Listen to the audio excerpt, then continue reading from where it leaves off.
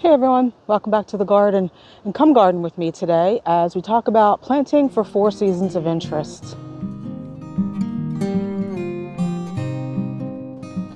So when I thought about doing a video today, I thought of all the topics that I could choose. How to winterize plants in your garden. I am definitely overwintering plants in containers, but I feel like a lot of other bigger channels already talk about that topic. Thought about, well, do I want to do, decorating containers for winter? But 1.5 million channels are doing that. And I do feel like some topics can get overdone. So I thought for the last couple of years, we've been adding a lot of evergreens here, and not just evergreens, but trying to plant for 4 seasons of interest, because when we first started gardening on this property, I purchased and planted heavily perennials and things like hydrangeas. And the only evergreens that were on the property were the ones that were planted by the original landscaper.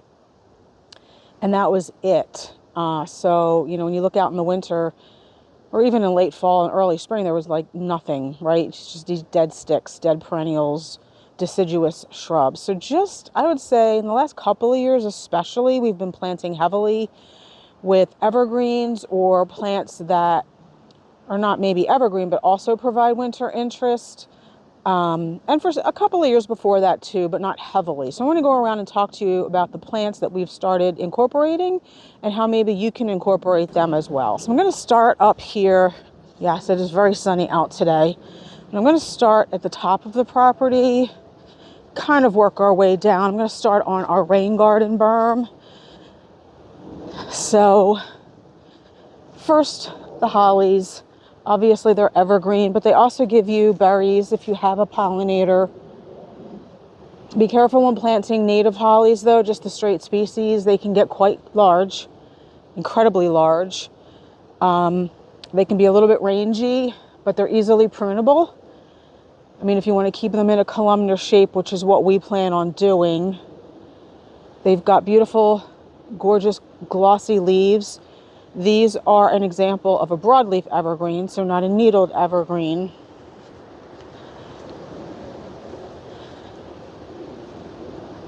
This one is full of red berries. It's really pretty. We do have one that is a gold berry bearing plant. Don't know. Yeah, it has some berries. It's not as many as the red ones, but you can see the pretty gold berries in there. It's quite blustery out today. Hopefully you can hear me. I do have my external mic on. We can talk about leaving up perennials for winter interest too. Those are Joe Pye weeds with their pretty seed heads. They're pretty sturdy too. So that's something if you felt like doing. We have not gotten to cut back all of our perennials yet. So I'm not sure if we're going to leave those or not, but here's an example of a needled evergreen. These are the pinpoint blue and gold false cypress. They're a little bit slower growing than, say, a thuya, but they have put on probably 6 inches. We planted these last year. These are great for drier conditions. So they are planted quite high because there's a berm here. These would not be plants that I would put in a wetter location, but they are a beautiful 4-season interest plant. I love them for the blue foliage. The newer growth is bluish yellow, and then they kind of age to more blue, but they look really nice planted next to a broadleaf evergreen like the hollies. And then through there you can see the fluffy arborvitae. We'll go talk about those in a minute. So these are the fluffy arborvitae. I believe these are a proven winners variety, and they are like a gold tipped green center coniferous evergreen. These are going to stay much smaller than like a thuya. Although these are an arborvitae, these are like top out at 5 to 10 feet, 4 to 6 feet wide. I try personally not to plant too many just green evergreens. I do like the ones that are different color, like the pinpoint blue and gold false cypress that I just showed you, and this fluffy arborvitae, which is more of a gold variety. And you can see, at least I think you can see, the tips there are almost pinkish. So it's a really pretty smaller arborvitae if you don't have the room for, say, like a green giant. There's 3 of them here. They are slower growing, although I would say these have probably tripled in size. I want to say, I'd have to go back and double check, but I'm going to say we planted these in either 2019 or 2020. I think the 2 bigger ones may have been 3-gallon containers, and the one in the middle may have been a gallon container, and they did get a little bit of deer damage. We had to protect them the first couple of winters. That's something to think about too. If you have deer, all thuya are going to be deer candy. Some are more resistant than others, but if deer are hungry, they will eat anything. So the one in the middle has recovered, and it's also gotten quite big, although it's still only about 3 feet tall. The other 2, they're over 5 feet tall, so I'm really pleased with that. We planted them for a little bit of a screen, and they are providing that. Another example of a broadleaf evergreen are these shamrock ilexes.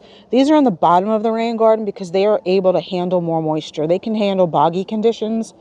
So if you're looking for an evergreen and you have a really wet location, many of the ilexes are able to handle that, but particularly the native ilexes, not just the Ilex glabra, which this is, but also Ilex verticillata, which you'll see coming through here, which are the winterberry hollies.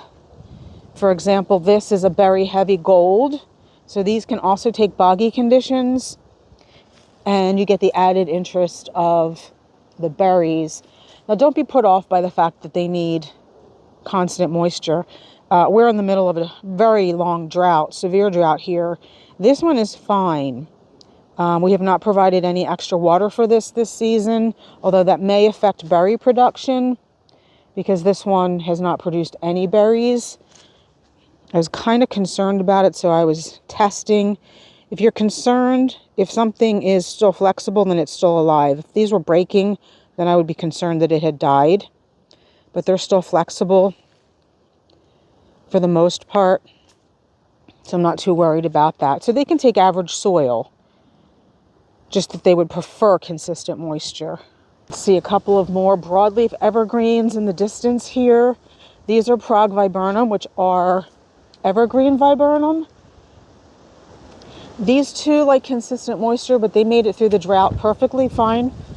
Up here this summer, we did late in the drought, so maybe a few weeks ago, did provide some additional moisture because most viburnums do like a little bit of additional moisture. So if you have an extended drought, you will have to provide them with some extra moisture. But what I like about these is, again, they're broadleaf evergreens. They do have pretty white flowers in the spring. And this is a big one. These will be 8 to 10 feet tall and wide. So they're going to provide a nice screen up here, which is why we planted these. We did lose one because even though viburnums like consistent moisture, they don't like floods for the most part. At least not this particular variety. There are viburnums that can take that kind of situation, but not these. So we did lose one. I do plan on replacing it next year. So again, these are Prague viburnums. They are evergreen. But I'm guessing if you're in like a zone 5, 4, 3, 2, they're probably not going to be evergreen. So we are way, way up at the top of our property now, in an area that we had to have cleared because the ash trees were all dead. And then we have a couple of red twig dogwoods up here, which I think we all know why. These are great for winter interest because of the red stems. Now these will not stay red. They do need maintenance to stay red. This coming spring we will coppice. We have 4 of them here, and we'll coppice these so that next winter they'll be red again. I don't think that's something you need to do every year, every couple of years maybe. These are the Arctic Fire by Proven Winners. So again, really pretty red stems for winter interest. And obviously you can use these for decorating as well. It's not something I do. They're here for a very specific reason, and that's for the red stems, and also because if we flood up here, they can handle that kind of situation. But again, pretty obvious why people plant red twig dogwoods for winter interest. So I think everybody is pretty familiar with the Thyia placata, the western red cedar. This is a green giant, and they're called green giants because as they grow, they can get quite large, 40 to 60 feet tall, 20 feet wide. Again, they are planted up here for a screen. It's not going to be a green wall, but I did want a little bit of a screen and to kind of define this field up here that we own, define it from our neighbors just behind me. Again, they can get quite large. They can grow very quickly. I think these probably would have grown quicker this year had we not had a drought. They did come through the floods last year, though, much better than I had expected. It was really quite boggy up here for months last year. Again, I thought we were going to lose these, but they came through quite well. Now, they don't necessarily like boggy conditions, but for some reason they came through, and I'm quite pleased with that. I'm excited to see these grow. We do have more plans for this area. It's just not something we got to this year. This is a nativar of the eastern red cedar called gray owl juniper. It's a low-growing cedar, and it's absolutely gorgeous with its silvery blue foliage. I would love to be able to plant more of these up underneath our black walnuts there because they are black walnut tolerant. It's just unfortunate. Most cedars like full sun, and I don't think in the summer it's going to be full sun up there, but these are beautiful. These are going to be like a 5-foot wide by a 3-foot tall in time. And it's a nice alternative to all of the Chinese junipers because this is native. Absolutely stunning color. Love it. Here we have some of the Arctic sun dogwoods I just mentioned in the last clip. Now these have not been pruned back, so they're starting to lose a little bit of their color. Last year they were corally orange. Absolutely gorgeous. This year they're a little bit more yellow, but still, you know, interest that's other than brown twigs. I think you can see a little evidence of some orange on the tips there.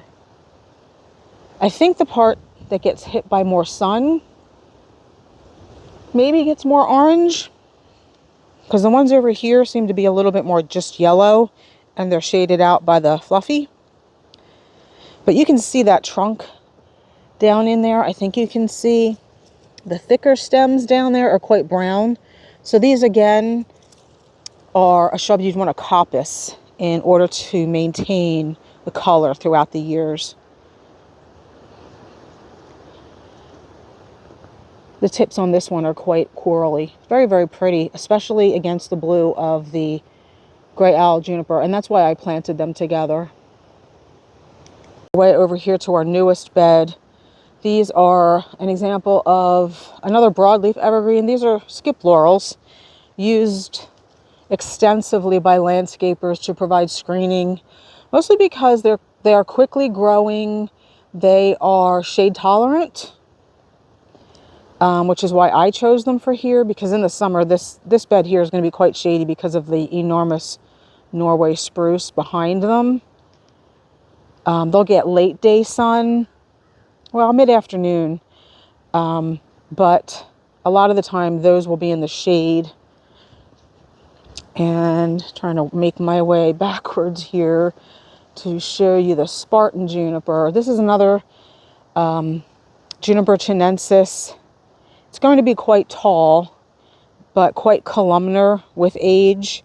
And that's why I chose it here, because we don't have a lot of room here. It can still get 6 to 8 feet wide, which there's plenty of room here for, but I did not have room here for something, say, like a green giant or a Leyland cypress. So that's why I chose the Spartan juniper. And I really like junipers. I just think they're more elegant. Just a personal preference. So again, the cherry laurel or the skip laurels can be shade tolerant, which is nice, because as we make our way over here, these are some more ilex. hollies. Those are evergreen as well. We have a skip laurel in here directly under this Norway spruce, doing absolutely fine. Now, it's not going to grow as fast. It's not going to grow as tall, but it can take that full shade. You can see at this time of the year, it will get a little bit of sun, which is just enough to keep it happy. And I love the little bit of sun is causing this peach tea heucherella to color up again. It looks really pretty against the green of the laurel. And right in front, we have some boxwoods. Everybody's familiar with boxwoods, the beloved evergreen of choice, although they can be quite ridden with disease. So I have chosen the newer boxwoods that we're planting on our property are disease resistant, but I've actually chosen a lot of alternatives to boxwoods, like the native Ilex glabra here. This is the strong box. We have 4 of them. We do have a boxwood in a container that we're overwintering there, but you can see the difference between the strong box on the right and the boxwood on the left. They're a little less tight, but I like that. I kind of like the less formality of the strong box. And they've grown quite quickly. They don't get as much sun up here as I think that they would like, but to me they still look beautiful. And I'm going to say they've been here for 3 years. They've grown quite a bit. This one probably gets the least amount of sun, so it's the smallest, but it's still doing just fine. And in front and around those, we have brass buckle ilexes, which are a Japanese Ilex crenata. And I chose them because of the color, to provide a little bit of contrast with all of the green. They're a smaller growing ilex, 18 inches tall by 18 inches wide. So they're spreading more than growing upright, which is what I wanted. And here's the Miss Berry Poppins. A lot of people plant these for winter interest, but in my garden, the berries don't last through the winter. They typically get eaten by the birds before. So, in the fall, they're gorgeous with all of the berries. Berry Poppins is literally loaded with berries. I guess it just depends on your garden if you can expect these to have berries throughout the winter. So as we make our way from the strong box and the Berry Poppins, you can see here we have 3 smooth hydrangeas. These are lime ricky, and I leave these up. Smooth hydrangeas can be cut to the ground, but I leave them up because the stems are incredibly sturdy on these lime rickies, and for the most part, they'll hold on to these spent blooms, and I think that's just as gorgeous in the winter as an evergreen. And I just love the color. It's almost copper, so really, really pretty. The lime rickies are really hard to get anymore. I don't think they're being grown very widespread anymore. I think the new one is Invincibelle Sublime.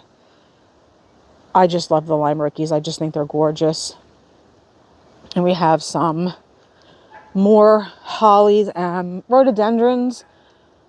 Obviously evergreen, flowering evergreens, gorgeous purple flowers in the spring. They can get quite large. This is an English holly, very, very glossy, dark green leaves, and you can see the gorgeous berries. It's really glorious in the spring through here with the purple blooms of the rhododendrons. And as we come down here, we're going to see an example of some more of the skip laurels. These have been here for quite some time, and you can see how tall they are. They do flower. They have white flowers. They get berries, black berries. They're quite hardy too, although they can get wind damage. So you want to put these in a protected location because they can desiccate very easily in the winter. So why not plant these someplace like a northwestern corner of your house? Even we had a really, really hard freeze 2 winters ago, and these they kind of curl up like some broadleaf evergreens do when it gets really cold. And then all those leaves in the spring and even into the summer were brown and died and dropped off. Don't fear, that is not the plant dying. That's just them losing their damaged leaves. And you can see they came back just fine. And here we have another gold arborvitae. This one is called Forever Goldie. Again, I love the gold foliage as a contrast to just the dark green. Again, this is not a really tall, it's not a tall evergreen. It's going to be about 12 to 15 tall, 4 to 6 wide. I have 3 of them here. And I'm actually outside of the fence to talk about the 4 American pillar arbs we have here, which have probably tripled in size in a year. And I feel like they would have grown a lot bigger had we had significant, or if we had steady, normal rain this summer, which we didn't. They've only been here for about a year and a half, and you can see how much taller they are than the Forever Goldies, which have been here for about 3 or 4 years. American pillars are a 3 to 5 foot wide. They can get up to 30 feet tall. You probably can prune them not to do that, but you know, their natural tendency is to get that tall. And I did want to screen for our window upstairs, so I think that'll look just fine on this side of the house. And again, there are things other than trees and shrubs that you can plant for winter interest that are evergreen. These are Carex feather falls. And they will stay looking like this unless we have a really, really harsh winter. They won't die back completely, even if we have a harsh winter, but they will brown up, maybe get a little tattered, and you can just clean that up in the spring. But if we have a mild winter, they'll stay looking like this all winter. Here's another example of a grass. This is a pennisetum, and these I will leave up all winter too because they are pretty upright unless we get heavy, heavy snow, and they turn pretty much golden at this time of the year, and they just look really pretty in the garden against the azalea whose leaves have turned red. The macrophylla hydrangea is protected in this corner, so it stays greener and has some of its spent blooms that stay a little bit longer than some of the other hydrangeas, and I just think that really creates a pretty vignette. So coming up the side here of our garage, up our dry creek bed, is where using evergreens really becomes evident, because up until last year we had no evergreens on this side of the house other than the weeping blue spruce, and that's a relatively recent addition too. And it was quite drab here in the winter. We had mostly perennials that died back. We had some Carexes and some Liriope, and other than that, that was it. So we got to work last year planting up some evergreens. We have the castle wall. So we have the castle keep holly here. And again, hydrangeas that keep their spent blooms mix really well with the dark green foliage. I just think that's a great combination. More brass buckle ilexes, chosen for their gold foliage against the blue of the weeping blue spruce. These little globe arborvitaes are Donica arborvitaes, and I chose these because although most arborvitaes like consistent moisture, these are able to take a little bit more moisture, which it can be quite moist over here. They came through the flooding rains last year absolutely fine. Love the fact that they stay perfect little globes with absolutely no maintenance whatsoever. And then on the other side, a newer addition similar to the Thuya, the American pillar. These are called Thuya Thin Man. And I chose these over here because, again, they will stay only 3 to 5 feet wide, but they'll only get 12 to 15 tall. Their beautiful dark green foliage is perfect if you need a narrow screen, which is exactly why I chose them for here. They've put on a little bit of growth this year. Again, I think they would have grown more had we had consistent rains this year. So I don't know yet if these are going to be as fast growing as the American pillar. I hope they are, but I can't say with the crazy weather we've had this year. And again, you can see more of the pennisetum grasses in the back there. So I could talk a lot more about other evergreens and plants you can use for 4 seasons of interest, but I think I've talked about quite a few. Hopefully you can use some of these in your gardens. Thanks for coming along, and hopefully we'll see you in the next one. Bye.